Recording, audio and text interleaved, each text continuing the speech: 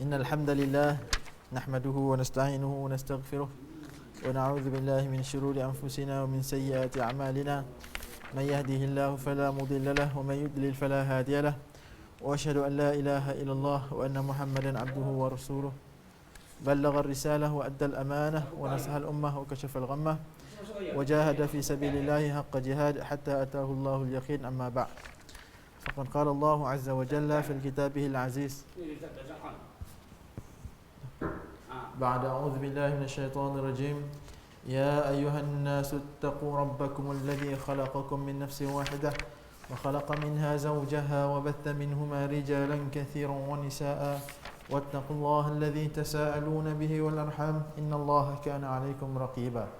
وقال الله تعالى يا أيها الناس اتقوا ربكم يا أيها الذين آمنوا اتقوا الله ولتنظر نفس ما قدمت لغد واتقوا الله إن الله خبير بما تعملون.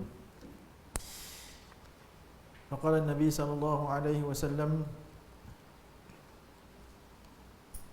بلغوا عني ولو آية. Taib, alhamdulillah tuan-tuan dan puan-puan yang dirahmati Allah, kita bersambung lagi. Masih lagi kita didapat keizinan daripada Allah untuk kita bersama-sama mentelaah tulisan Abdul Ghani Al-Maqdisi, Syekh Al-Hafiz Abdul Ghani Al-Maqdisi dalam kitab Umdatul Ahkam. Walaupun di sana ada sebahagian kita tahu kurangnya kuliah setakat ni kan, ada sembang dengan Hadi Akmal, orang yang daripada dah luar negeri dah tak boleh datang. Hatta di surau-surau di masjid-masjid juga ada masalah yang sama. Bahkan ketika tak boleh rentas daerah pun sama juga, kita pun terhenti kuliah. Bahkan saya pun terpaksa hentikan ada satu tempat masjid kerana terlampau banyak kali kan. Jadi kita tak apalah bagi yang terdekat. Cuma yang kuliah kat sini kita tak hentikan lah. Ada satu masjid di Ipoh juga, saya kata tak apalah bagi ustaz yang terdekat, yang lebih baik daripada terpaksa tangguh. Kita lepaskan kepada peluang ustaz lain. Ini semua adalah ujian daripada Allah Subhanahu Wa Taala. Bahkan Allah rekodkan di dalam Al-Quran, Allah kata apa? A'udzubillahi minasyaitonirrajim. Wala nabluwannakum bisyai'in minal khawfi wal ju'i wa naqsin minal amwali wal anfusi wath thamarat wa basyiris sabirin alladhina idza asabathum musibatun qalu inna lillahi wa inna ilaihi raji'un ulaika 'alaihim salawatun min rabbihim wa rahmah wa ulaika humul muhtadun. Apa kata Allah? Firman Allah kata apa? Kami akan uji kamu ini dengan sedikit dengan sedikit khauf, ketakutan. Wala nabluwannakum bisyai'in minal khaufi wal ju', dan juga kelaparan Allah akan uji. Kemungkinan kita masih lagi belum diuji, tetapi akan datang satu masa akan diuji. Allah akan uji ketakutan. Ketakutan ni semua kena sekarang ni. Ketakutan COVID. Sampai ada orang yang macam berani sangat kata takut COVID lagi daripada takut Allah. Pergi tutup masjid apa takut COVID, dia kata. Itu salah lah. Tak faham kan? Tak faham maqasid. Kemudian wa naqsim minal amwal, dan juga kekurangan duit. Kekurangan harta. Wal anfus, dan juga kekurangan anak pinak ataupun kekurangan jiwa, meninggal. Kita tengok hari-hari report, alhamdulillah sekarang ni kita punya kes dah makin menurun. Moga-moga masih akan terus turun kes COVID kita yang terhinggap virus, moga-moga akan kurun. Kemudian Allah kata apa? Wa basyiris sabirin, dan berita gembira untuk orang-orang yang sabar. Wa basyiris sabirin. Apa orang yang sabar ni? Allah beritahu apa? Apabila mereka itu ditimpa musibah, qalu inna lillahi wa inna ilaihi raji'un. Mereka itu berkata inna lillahi wa inna ilaihi raji'un. Kepada Allah lah kita datang, dan kepada Allah jugalah kita kembali. Dan tuan-tuan dan puan-puan, kalimah inna lillahi wa inna ilaihi raji'un bukan sekadar untuk mati. Setiap musibah yang menimpa, maka disunatkan untuk ucap inna lillahi wa inna ilaihi raji'un. Tak payah pecah inna lillah. Kan? Anak sakit inna lillah. Kita dengar perkabaran, dia itu sakit inna lillah. Pasal apa dia tak mati lagi? Tak, inna lillah.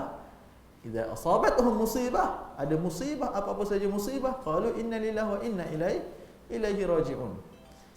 Ya. Dan Allah kata lagi, Allah kata apa?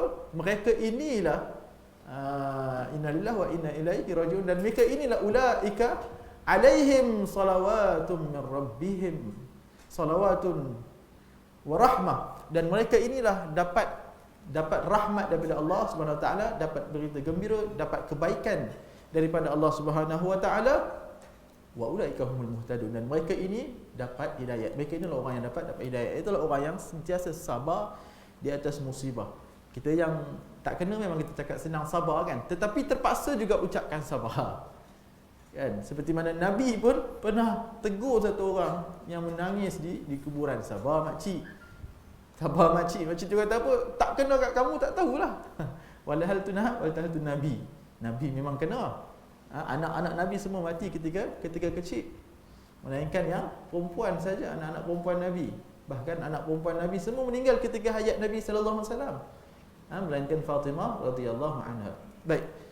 Itulah antara musibah yang perlu kita training untuk cakap. Kalau tak cakap di mulut sabar-sabar, kemungkinan kita juga tidak akan dapat perkara erti sabar itu.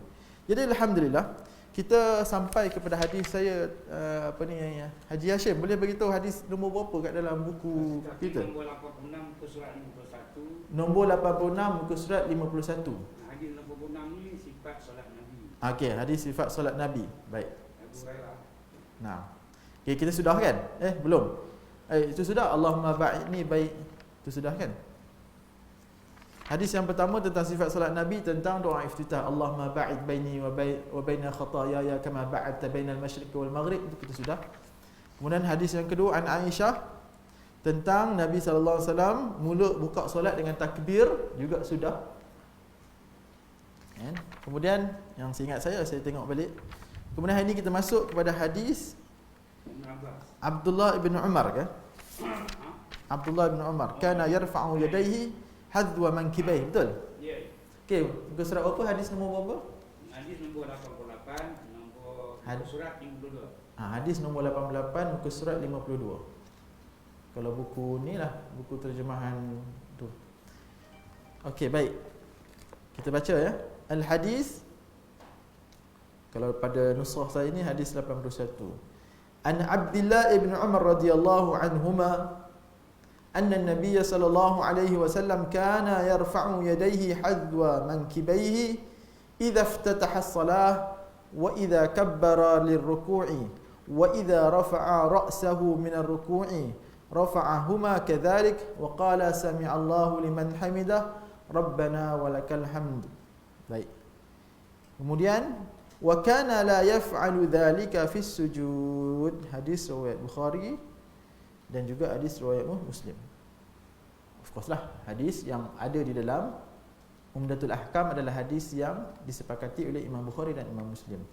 Daripada Abdullah ibn Umar, anak kepada Umar radhiyallahu anhu, berartilah Abdullah ibn Umar radhiyallahu anhuma, iaitulah Allah redha kepada kedua-dua mereka, anak dia dan bapa dia, Umar radhiyallahu anhu.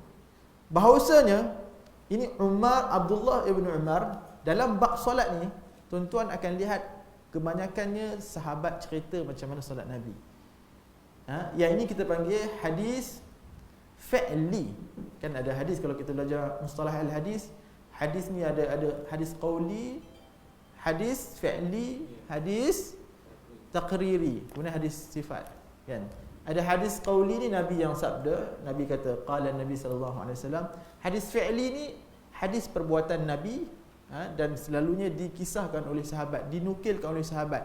Sahabat tengok macam mana Nabi solat, sahabat tengok macam mana Nabi buat haji, sahabat tengok macam mana Nabi buat umrah. Sebab tu dalam bab solat Nabi kata apa? Khudhu anni sallu kama raaitumuni usalli. Khudhu anni manasikakum tu bab haji. Sallu kama raaitumuni usalli. Yang ini selalu orang salah. Sallu kama ra'aitumuni usalli ni adalah hadis qauli. Sebab Nabi kata solat macam mana kamu lihat aku solat, ni perkataan Nabi. Tapi nanti nextnya sifat-sifat solat menceritakan bagaimana solat sahabat ceritakan. Sebelum ni, dan ini adalah bagaimana Abdullah bin Umar ceritakan sifat solat takbir Nabi. Kita kata lihat sifat solat yang bermula dengan takbir. Kata Abdullah bin Umar, dia kata Nabi SAW kana yarfa'u yadayhi hadwa mankibayh. Nabi SAW apabila izaftataha salat, apabila Nabi buka solat, Nabi akan raf'a al-yadayh, Nabi akan angkat tangan. Allahu akbar ketika mana ni? Takbiratul ihram. Takbiratul ihram. Takbiratul ihram wajib, rukun min arkani as-salah. Takbiratul ihram. Tetapi mengangkat tangan, raf'ul yadain, itu adalah sunat. Ya. Apa maksud takbiratul ihram tu rukun? Allahu akbar itu adalah rukun walaupun tak angkat tangan. Ni takbir ni, mulut ni Allahu akbar. Siapa yang mengangkat je tak sebut Allahu akbar, maka solatnya tak sah. Tak sah daripada awal, memang tak sah. Dia solatlah banyak mana panjang mana pun, tetapi kalau dia tak takbiratul ihram, maka dia tak sah. Ya, dia tak boleh ulang pun pasal dah awal masuk salah pintu dah. Macam mana nak ulang? Dah salah pintu. Ya, dia tak boleh nak patah patah balik. Tak, kalau kita salah jalan tapi boleh patah balik tak apa juga. Ni salah terus. Awal-awal dah salah jalan. Okey, baik. Maka tuan-tuan yang dimuliakan oleh Allah, apa yang Nabi buat, raf'ul yadain ni sunnah. Bagaimana sunnah Nabi raf'ul yadain? Ni banyak qaul ni. Ni banyak macam-macam kita dengar. Dia ada pandangan Nabi, dia ada pandangan orang Melayu.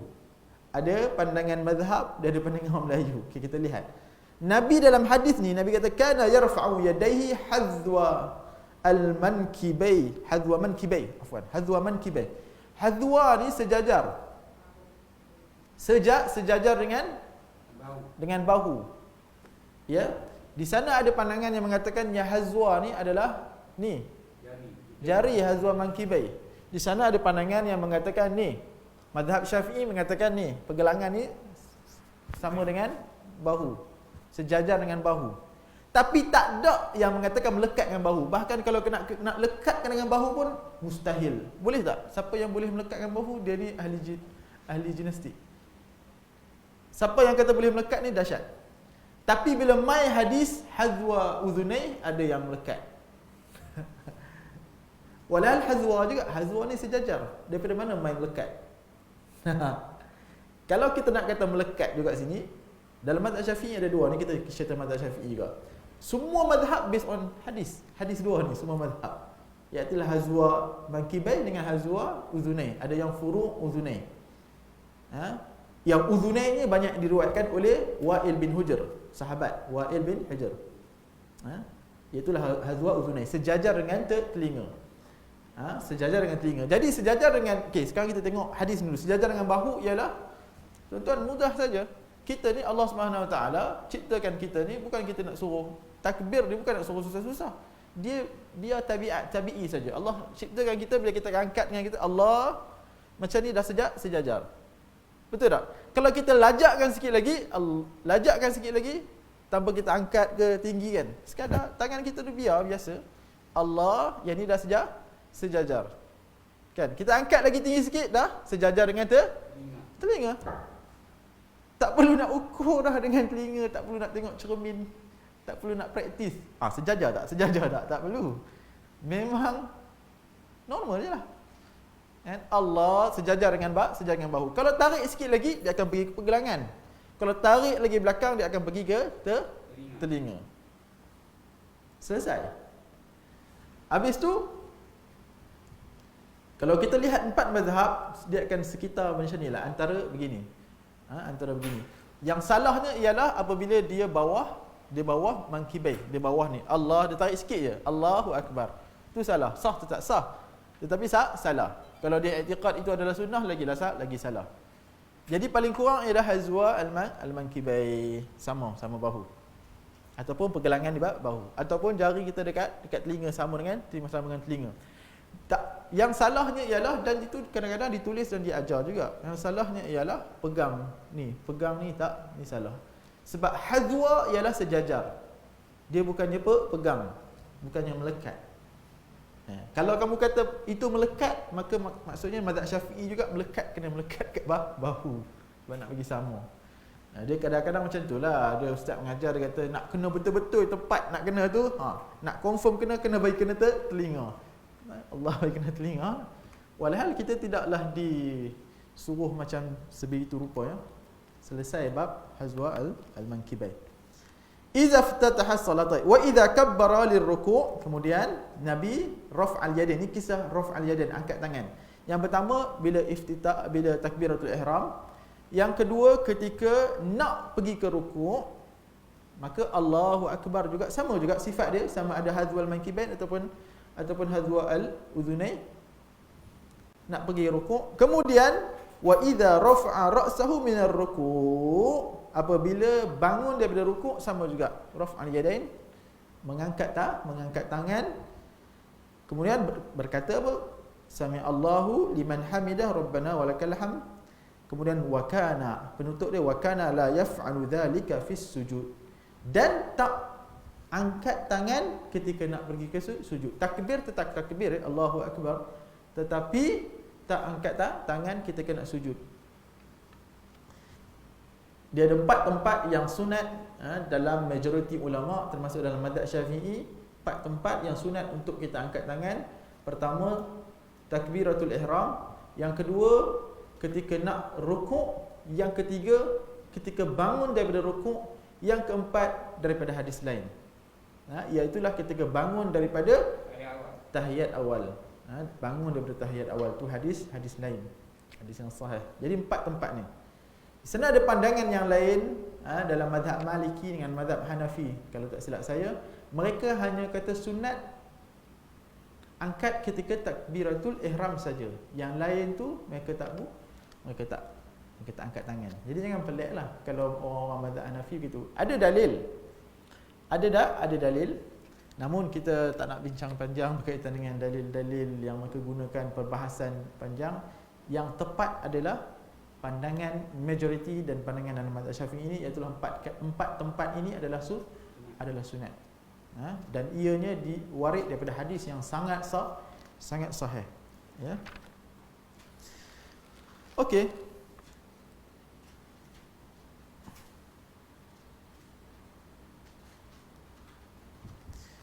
Cumanya hadis-hadis yang contohnya istidlal sedikit supaya kita dapat tahulah kenapa saya kata tepatnya mazhab yang mengatakan 4 kali tu.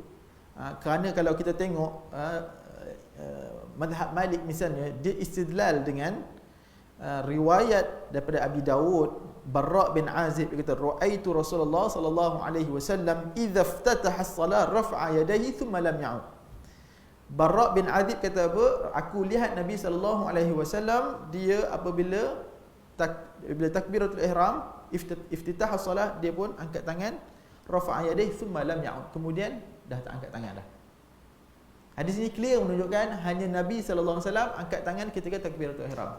Tapi ulama perbahaskan, muhaddisun sepakat bahawasanya lam ya'ud kat sini adalah mudrajah. Mudrajah itu adalah bukan perkataan Nabi, tetapi perkataan perawi yang termasuk dalam hadis, lalu disangka ianya adalah hadis. Ini adalah mudraj, hadis mudraj. Hadis mudraj. Hadis ini sahih, tetapi tambahan lam ya'ud itu adalah tak sahih. Tambahan yang mengatakan Nabi tak ulang lagi takbir selepas itu tidak sahih. Itu adalah mudraj, maka dhaif. Sebab itu saya katakan pandangan yang mengatakan empat tempat itu adalah pandangan yang sahih. Okey, baik. Kemudian kita masuk kepada hadis yang okey, tafadhal. Berkenaan dengan takbir yang 4 tempat. Ada hadis lain tentang sifat tangan ni buka besar ke begini ke, yang Albani sebut tak boleh buka pinggang, tak boleh tinggi, tak boleh. Ini adakah nas-nas yang dibawa oleh Albani dengan sifat soal Nabi juga, yang dibahaskan juga oleh Syekh Abdul Aziz At-Tarifi dalam buku dia yang tajuk yang sama. Tentu salah sifat tangan ni kembang ke, jari-jari tadi dia begini ke, begitu ke, atau macam mana. Sebab orang kita ni dia dia suka hati dia je. Okey, dalam wallahu alam, sekadar yang saya tahu ketika untuk raf'al yadain ni wallahu alam, kalau Haji ada tambahan baca yang lebih, wallah setakat yang saya tahu tak didetailkan adakah buka ataupun tutup. Tak didetailkan. Maka normal saja, Allahu akbar. Cuma yang ni buka lah. Okey. Saya cakap supaya kita ni teliti kita lain hubungan hadis tentang betul. Ada ini. Sebab ada orang yang nak bantah tak perlu angkat ke tempat-tempat cari tak betul, kita terima kan. Malah Imam Malik dan Mazhab Maliki kebanyakannya mereka angkat takbir dan tangan tak bawah sampai sini. Baik. Bahkan itu mansukh dalam mutaakhirin mazhab Malikiyah. Maka mengatakan qaul yang tak letak tu adalah qaul dhaif. Qaul dhaif dalam mazhab Maliki yang tak letak langsung dekat atas tu adalah qaul dhaif. Qaul yang letak adalah antara yang qaul yang sahih. Sebab di antara ulama yang tak setuju dia adalah Ibnu Umar yang dia membantah pandangan Imam Malik. Sahih. Barakallahu fiik. Jazakallahu khairan. Bahkan saya ada baca dalam buku fiqh, dia kata kalau takbir kena buka. Cuma saya tak jumpa di mana istidlal ni tu. Bila kita baca hadis-hadis kena takbir, kena dia suruh buka. Wallahu a'lam. Bahkan yang kita tengok daripada masyayikh pun macam biasa saja. Bila dia ajar macam biasa, angkat jangan. Ya. Tak ada keperluan nak buka. Yang bukanya ialah kita buka sikit lah macam ni. Yang kita buka. Ada satu lagi. Kadang-kadang muslimah yang kita nampak dia ada sekolah-sekolah bahawa bila angkat tangan tu dia rapat dekat lambung dia. Perempuan. Okey. Asalnya apa yang diperintahkan kepada lelaki juga diperintahkan kepada perempuan, melainkan jika ada dalil yang mengkhususkan. Oleh itu setiap yang diperintahkan oleh lelaki samalah kepada perempuan. Melainkan kalau ada dalil-dalil yang mengkhususkan. Itu asal dia. Alhamdulillah dalam bab ni saya pun tak apa nak ni sangat, tak boleh nak fikir. Sebab apa, perempuan pakai telekung, dia angkat ke tak angkat ke tak nampak pun. Alhamdulillah tak apalah. Jadi kita masuk hadis kedua. Panjang insya-Allah. Daripada Abdullah bin Abbas radhiyallahu anhuma qala Rasulullah sallallahu alaihi wasallam umirtu an asjuda ala sab'ati a'zumin ala al-jabhati wa ashara bi yadihi ila anfihi wal yadain wal rukbatain wa atraf al-qadamain. Daripada Abdullah bin Abbas. Abdullah bin Abbas ni kenal tuan-tuan siapa? Abdullah bin Abbas ni dia min sigar as-sahabi. Dia antara sahabat yang kecil. Dia hanya sempat bersama dengan Rasulullah ni. Dia wulida, dia itu dilahirkan 3 tahun sebelum hijrah Nabi sallallahu alaihi wasallam dari Mekah ke Madinah. Lalu dia meninggal bila tuan-tuan? Ketika Nabi meninggal, Nabi wafat dan umur Abdullah bin Abbas baru 10 tahun. Di sana ada riwayat yang kata 13 tahun. Ada qaul dia kata tuwfi Nabi sallallahu alaihi wasallam wa ana ibnu 10 sinin. Nabi sallallahu alaihi wasallam meninggal sedangkan aku umur baru 10 tahun. Kecil, sahabat yang kecil ni, Abdullah bin Abbas. Namun betapa ajaibnya sahabat yang kecil ni, dia itu dapat gelaran yang besar di antara orang sahabat yang sangat faqih akan agama. Bahkan faqih, faham akan hadis dan paling faham akan Al-Quran. Walhal dia tak menyaksikan nuzulul wahyu. Kalau menyaksikannya pun dekat Madinah saja. Kan? Kalau kita kan dia mumayyiz, umur dia 6 tahun. Berapa lama jadi duduk dengan Nabi? Tapi masya-Allah. Ini tidak bukan kerana keberkatan hidupnya, keberkatan waktunya, kesungguhan doa daripada Nabi sallallahu alaihi wasallam. Doa daripada Nabi, Allahumma faqihu fid din wa 'allimhu ta'wil. Wahai Allah, faqihkan Ibnu Abbas ni dengan agamanya, wa 'allimhu ta'wil. Itu pun disebabkan Ibnu Abbas ni sering bermalam dekat rumah Nabi. Bukan saja bermalam. Sebab dia Abdullah bin Abbas ni dia sepupu dengan Nabi. Ibnu Ammi kan, sepupu Nabi. Jadi kecil lah dia sentiasa bermalam. Bahkan bila dia bermalam, dia sediakan tempat wuduk Nabi, dia sediakan air untuk istinja. Sehingga selalunya isteri Nabi, ada dalam satu riwayat Maimunah, Nabi nak ambil wuduk, ada air dah. Siapa yang bawa ni? Maimunah kata apa? Ibnu Abbas. Nabi kata Allahumma faqihu fid din wa 'allimhu ta'wil. Bahkan Ibnu Abbas kata apa? Da'ani Rasulullah sallallahu alaihi wasallam al-hikmah marratain. Dia kata apa? Nabi doa kepada aku supaya aku ni jadi orang yang ada hikmah 2 kali. Bahkan Ibnu Abbas ni, walaupun dia kecil, dia bukan setakat doa lah, betul buat relax macam tu, tak. Itu kepentingan doa lah. Doa ibu bapa, doa sang guru, doa semua ni sangat ajaib. Kemudian yang kedua, dia sungguh-sungguh. Dia pernah pergi selepas kewafatan Nabi, dia tunggu depan rumah orang sampailah orang tu bangun tidur. Sahabat yang besar lain, dia nak mengaji hadis. Subhanallah, dia tunggu. Kata, kenapa tak kejutkan dia? Aku tak nak ganggu, dia kata. Buktinya apa? Dia digelak. Bahkan daripada kecil lagi, Umar bawa dia masuk kepada majlis orang besar. Umar tanya, Umar suruh dia tafsir Quran ni. Umar bagi tahu, orang tanya pasal macam-macam lah Umar. Lah kefahaman Abdullah bin Abbas ni memang lebih hebat. Takwil dia antara, kalau kita belajar takwil Al-Quran, Ibn Abbas adalah the pioneer lah, orang yang takwil Al-Quran. Dia digelar terjumanul Quran, penafsir Al-Quran. Dia juga digelar hibrul ummah, dakwat umat ini. Subhanallah. Dan dia orang yang sangat kuat berpegang dengan sunnah. Moga-moga yang didoakan kepada Nabi itulah hikmah. Antara maksud hikmah ialah sunnah. Kan? Ada satu ketika, tuan-tuan, dia dalam riwayat Ahmad, dia tawaf dengan Muawiyah radhiyallahu anhu. Muawiyah radhiyallahu anhu ni, di setiap bucu Kaabah dia pergi istilam. Ni riwayat Ahmad, disahihkan oleh pentahqiq Musnad Ahmad. Dia pergi istilam. Istilam ni apa, tuan-tuan? Istilam ni sama ada kita pegang ataupun cium kan. Dia Muawiyah pergi pegang istilam semua bucu. Yang dalam Islam, dalam sunnah, yang istilamnya yang disunatkan ialah rukun Yamani dengan Hajarul Aswad. Maka dia tanyalah kepada Muawiyah. Dia kata, kenapa kamu istilam? Lima tastalimu ruknain? Kenapa kamu tastalim dua-dua rukun ni? Maka sedangkan lam yaf'aluhu Rasulullah SAW, Rasulullah tak buat. Kata Muawiyah apa? Dia kata, aku takkan mensia-siakan setiap bucu Kaabah.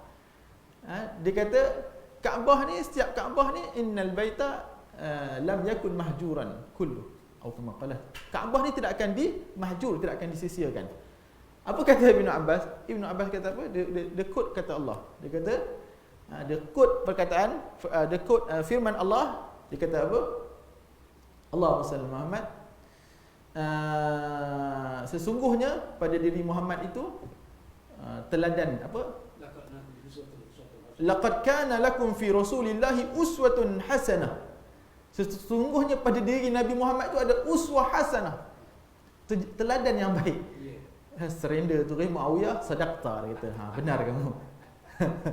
Kalau kita jawab lagi kan, benda baik apa salahnya? Benda tu kita buat tu.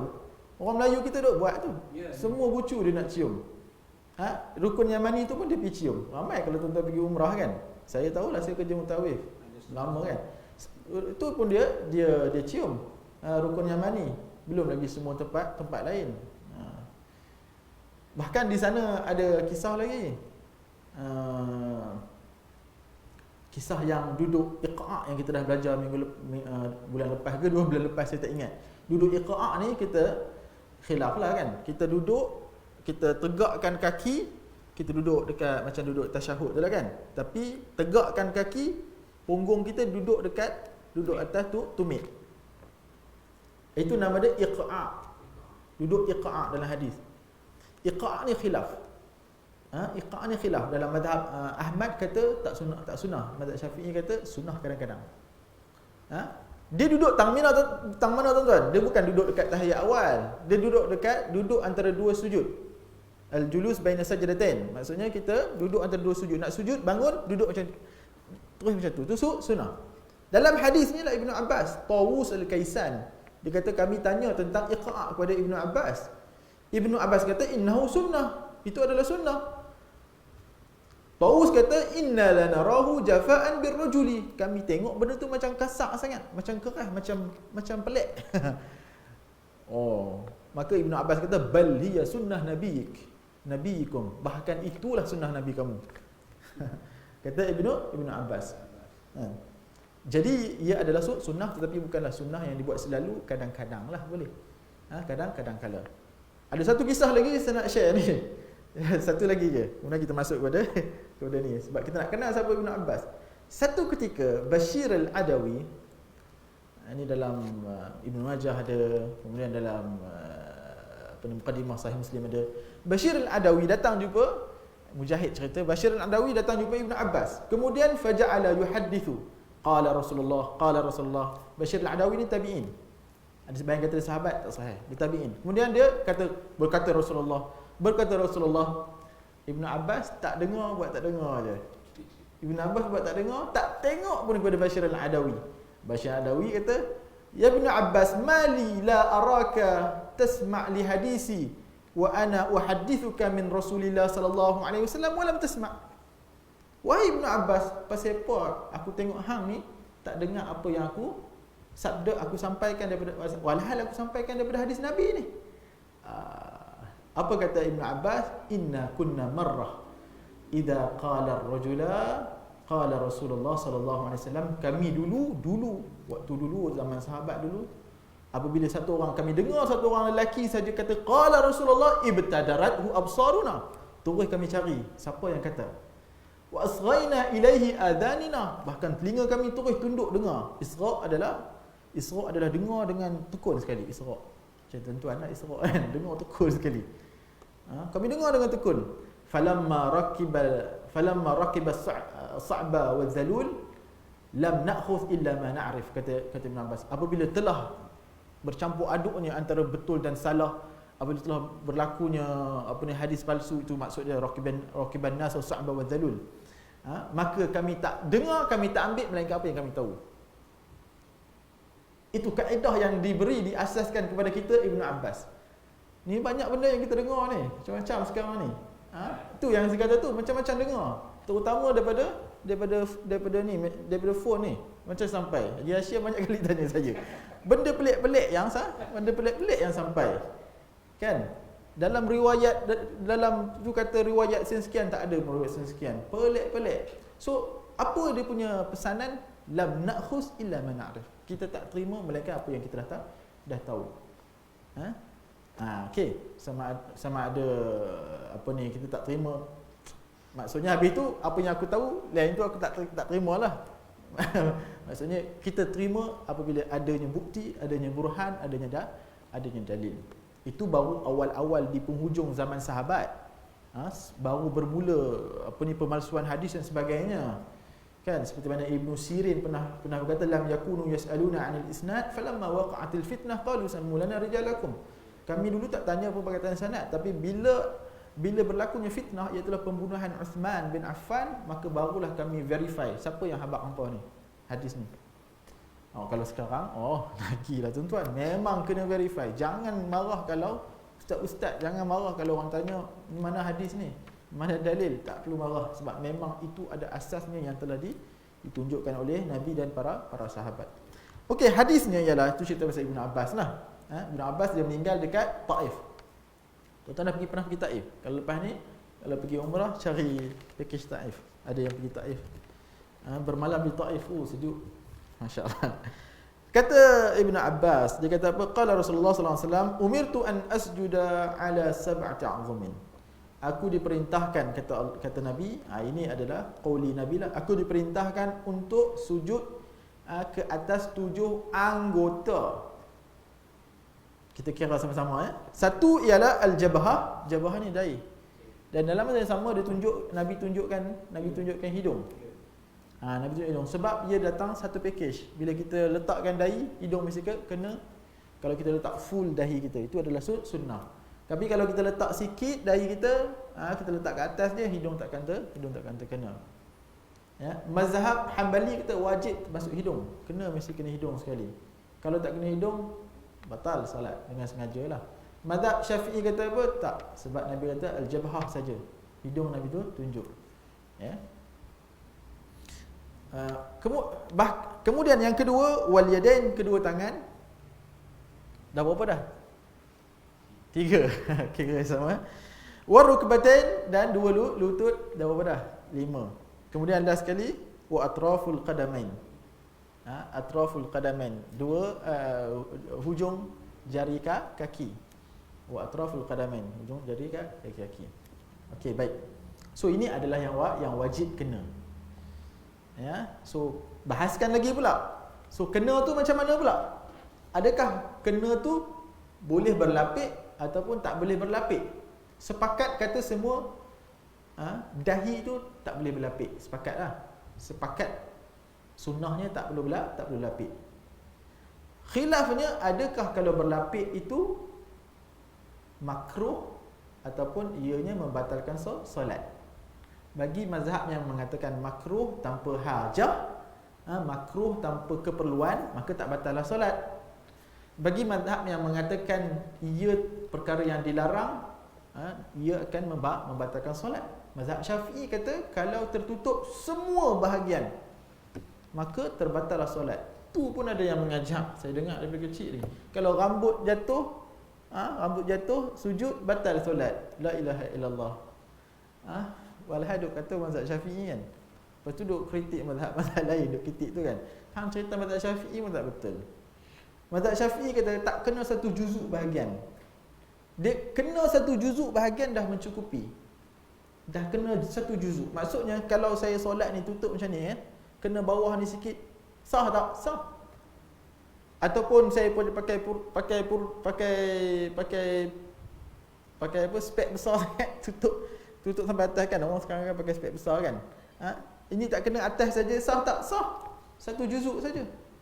Dia sama macam kesnya rambut kan. Satu juzuk rambut, sebahagian rambut saja dah sah. Itu. Sama juga macam dekat kaki, atraful qadamain. Dia taklah diwajibkan untuk semua tu tekan. Ada dua saja dah kena, yang lain tak kena, sah ke tak? Sah. Sama juga tangan. Dia satu juzuk sebahagian. Kita angkat sikit, adakah sah? Jawapannya sah. Jawapannya sah. Itu dalam mazhab Syafi'i lah. Bukannya kena semua. Okey, so kita bahaskan kalau lapik tak lapik. Kalau lapik kerana lil hajah ataupun lid darurah, tak ada masalah. Imma Syafi'iyah ataupun imma mazhab lain yang mengatakan makruh. Kerana di sana ada hadis Anas bin Malik, dikatakan kami solat di belakang Nabi sallallahu alaihi wasallam fi shiddatil har, dalam keadaan yang sangat panas. Dulu tak ada solat dekat ni atas padang pasir ni. Bukannya macam ada kapet kita kan. Tak ada bawa apa ni, dan madani. Lalu bila kami sujud, basatna, kami pun lemparkan pakaian kami. Pakaian zaman dulu senang buka tuan-tuan. Tak ada kancing, tak ada butang apa. Dia pakai macam pakaian ihram, bawah dan atas. Tarik, letak bawah. Maka sujud kat situ panas. Ataupun maksudnya apa yang pakaian dekat atas tu dia tarik, letak sujud. Macam kita sujud kat serban, ada belakang tu sujud. Kan? Ada sebahagian kata dia lempar letak bawah, tu tak ada masalah lah. Masalahnya apa tuan-tuan? Masalahnya ialah pakaian yang dekat kita ni dia ikut gerakan kita. Iaitulah yang dalam mazhab Syafi'i akan membatalkan solat. Pakaian yang kita ni, yang kita pakai ni, yang akan diikut gerakan kita ni, yang itu kalau lapik dahi, kita lapik dia, kita sujud atas dia, maka terbatal lah. Tapi kalau pakaian kita labuh, panjang, gaung contohnya lah, ataupun dia tu tak terikut dengan gerakan kita, tu tak batal. Ni mazhab Syafi'i tu cerita tu kan. Serius. Kan mazhab Syafi'i. Faham? Clear kan? Kalau telekung tu panjang sangat, kita gerak dia tak efek, dia tak gerak pun sama telekung, hujung telekung tu. Even kalau kita sujud di situ, maka dia tak dia makruh saja. Dia tak batal. Tapi kalau dia mengikut gerakan kita sujud, kita gerak, maka dia mengikut, maka kalau terlapik atas tu batal. Mazhab lain tak batal. Majoriti mazhab tak batal. Sebab tak clear pun. Tak clear pun dalam hadis tu kata mesti kena tu. Lutut pun sama tuan-tuan. Lutut, kaki, lutut takkanlah kita. Lutut kan? Memang lutut kita tutup. Kena juga kaki kan? Lapik juga. Sama juga macam kaki. Kaki Nabi solat pakai khuf. Nabi pernah solat pakai khuf. Tu orang tanya, Ustaz macam mana? Ustaz, kalau saya pakai stokin tak ada masalah. Tak perlu buka. Nabi solat pakai khuf lagi, pakai kasut lagi. Jadi tak ada masalah. Jadi di mana kata ini kena ni ada hadis yang diriwayatkan yang kata mazhab Syafi'i kata apa, kalau kamu sujud famakkin jubhatak, maka kamu kena betul-betul letak betul-betul kamu punya kamu punya dahi lah. Dahi kamu tu dekat ni ha. Letak betul-betul, bukan tekan lumat, tekan tu sampai nak bagi jadi hitam tu tak betul sangat lah. Saya dulu ada orang ajak kan, bagusnya tekan tu sampai rasa pening. Kita pun buat, memang jadi hitam. Dia kata hitam tu tanda orang banyak solat. Kita pun buatlah. Walhal tak, sebenarnya hitam tu tak ramai. Ya. Untuk yang bernikah Ustaz? Ha? Untuk yang bernikah. Nikah. Ada masa kita tak boleh nak buka kan? Itulah saya kata. Majoriti kata tak. Allah, kalau tanya saya cenderung mudah pandangan majoriti. Sebab tu saya kata tak ada beza pun antara dahi zaman Nabi pun pakai niqab. Perempuan tutup semua. Kan? Tutup semua, bukan macam kita nampak tutup semua kan, dengan muka-muka lagi dengan mata-mata buka sikit macam tu. Tapi tak ada persoalan perempuan tanya kena tak buka. Nampak? Tak ada persoalan. Menunjukkan itu kita panggil apabila tidak ada persoalan maka dia yajri alal adah, tak ada masalah. Cuma dalam mazhab Syafi'i dia perhaluskanlah, maksudnya kena. So untuk keluar daripada khilaf, kalau kita solat di rumah dan sebagainya, cubalah untuk kita buka, melainkan kalau kita solat dekat tempat yang memang tak boleh buka, kan dah pakai elok-elok, nak tarik pun tak boleh sebagainya, macam saudari yang bertanya tu, tafadhal, insya-Allah tak ada masalah. Alal aqal dia adalah makruh di sisi jumhurul ulama kalau tak ada hajat. Kalau tidak ada keperluan dia jadi makruh. Baik. Naam. Okey, baik.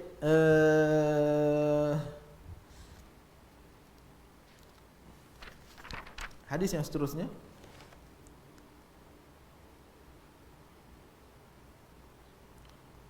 Cuma bila kita sujud tu, antara yang dilarang oleh Nabi ialah bila kita sujud, kita dah lalu kan, dia yafrishu yadaihi kaftirashil kalb. Dia letaklah bawah tangan tu, dia letak bawah kan. Dia sepatutnya kita angkat. Yang ni ada. Haji, ini ada kena angkat, kena buka. Dia Nabi sebab larang tak boleh dalam solat. Nabi larang samakan pergerakan ataupun sama perbuatan dengan haiwan. Ya, dalam solat. Dan juga dikiaskan keluar solat pun sama. Juga kita dilarang untuk meniru perbuatan dan pergerakan haiwan secara sengaja. Kalau nak mengajar tak apalah. Burung bunyi dia macam ni. Khinzir bunyi dia ngok-ngok. Kan nak ajar budak tadika tak apalah. Tapi kalau saja-saja buat gaya beruk dilarang. Kerana dia merendahkan maruah manusia. Okey, dalam solat Allah larang. Duduk cara anjing pun Allah larang kan. Letak punggung bawah. Kemudian kaki dia punggung dia letak kat lantai, kaki dia duduk belakang. Kemudian tangan belakang tu. Ya. Okey, baik. Duduk ni ada yang dilarang macam-macam tuan-tuan. Duduk macam sekarang ni antara yang dalam habwah. Kita tarik kaki tu letak kat dada tu kan, tu kepegang kan, macam tu. Itu duduk tu dilarang. Naha Nabi sallallahu alaihi wasallam an habwah atau hibwah. Duduk macam ni saya tunjuk nampak saya tak tahu. Letak duduk macam tu kan. Tu duduk pun dilarang. Dalam solat, bahkan di luar solat dilarang. Ada yang terjemahkan itu adalah ada jilsatus syaitan, iqa' syaitan. Namun di sana Syekh Al-Utsaimin, tak silap saya, dia syarahkan, dia kata kalau kenapa dilarang, sebab dia tu senang tidur. Tarik itu sedap boleh tidur. Orang Arab saya ikat lagi belakang, boleh sedap tidur. Yang kedua takut terselak nampak urat. Nampak auratnya. Tapi kalau aman daripada perkara tu tidak makruh. Alas senang orang tabligh selalu buat kan, angkat, saya tak tahu kan, tarik gitu. Itu dilarang dalam khutbah ataupun dalam nihah. Saya tak tahu. Saya dengar dia kata sunnah. Saya pernah dia kata itu duduk sunnah. Walhal itu duduk cara dilarang. Sebenarnya itu adalah budaya di India. Kalau duduk sana. Mungkin. Budaya India ya. Cara duduk tu dilarang. Saya keluar dulu saya tahu duduk macam ni sunnah. Kita pun pergi kenduri kadang kita duduk macam tu. Orang larang kita. Oh dulu kan. Sunnah ni. Padahal bila kita belajar, lah. Cara macam ni adalah dilarang. Nabi larang. Tapi itulah kita kata ada illah larangannya. Ialah takut mengantuk ataupun takut kita terselak aurat. Cumanya larangan yang betul ialah letak tangan kiri kita duduk sama ada dalam solat atau dalam solat, letak tangan kiri belakang sandar tanpa hajah. Itu dilarang. Nabi larang. Itu adalah jilsah maghdub alaihim. Ada satu orang sahabat duduk macam tu, relax, sandar kat sebelah kat tangan kiri, dia letak belakang kan. Nabi kata atajlisuna jilsah al-maghdub alaihim. Kamu duduk cara duduk yang telah dimarahi oleh Allah. Jadi tak boleh. Kalau nak letak tangan juga, letak penumbuk ke, ataupun letak dua-dua tangan, atau letak tangan kanan, tak ada masalah. Okey, itu dalam bab sujud atau membuat duduk. Tentang hubungan dengan kedamaian, apa nama tadi, duduk ujung kaki. Ada tidak ataupun nas. Pandangan ulama banyaklah kata macam ni. Kalau dia lipat, tapi kalau dia berdiri pun sah atau tidak? Dia melipat kaki tu, tak ada ni kan. Ujung jari tu. Kedua-dua. Kena tak? Kalau kita macam tu, kena tak? Kalau kena ujung jari, kalau kena atraful qadamain, hujung qadamain ni, banyak orang dia kaki kan. Kalau kita lipat tu tak kena terangkat ujung qadamain tu, tak sah. Tak sah.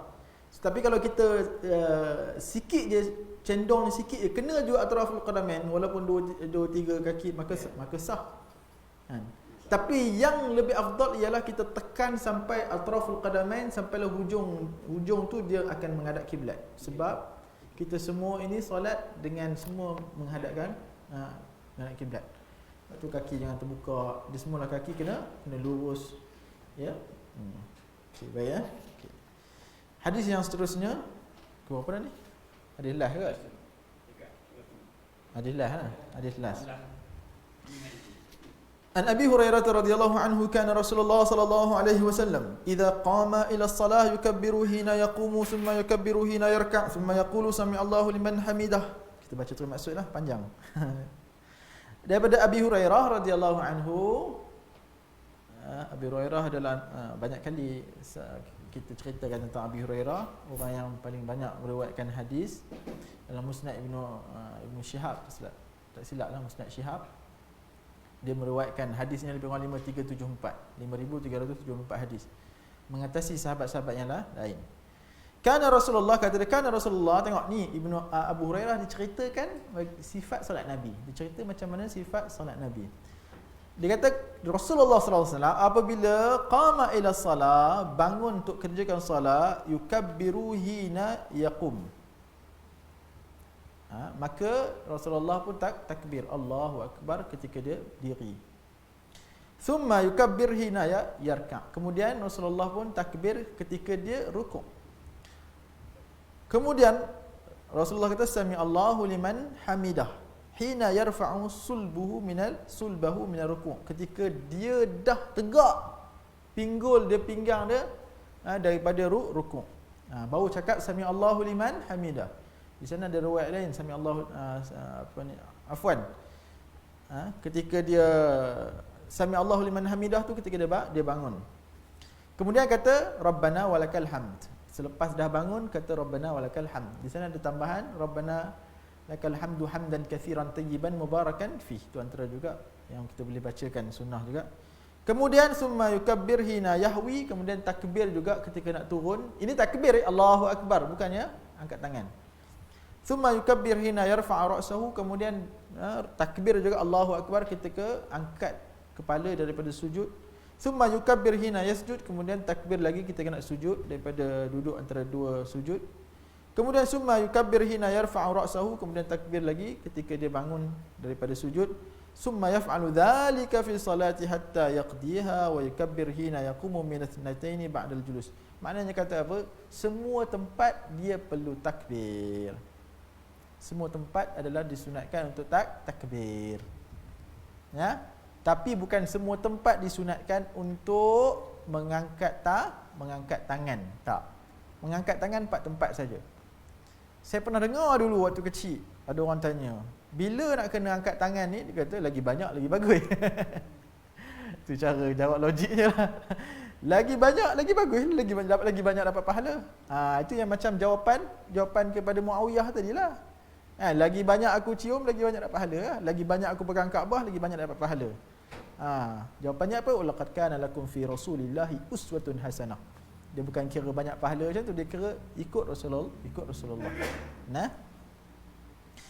Jadi di sana mazhab Hanbali kata wajib. Takbir Allahu Akbar ni wajib. Mazhab Syafi'i kata selain takbiratul ihram maka ia adalah sunat.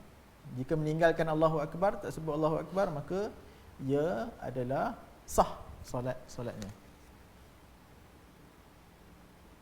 Kita baca last hadis ni sebab sama. Dia dua ni pair sebabnya.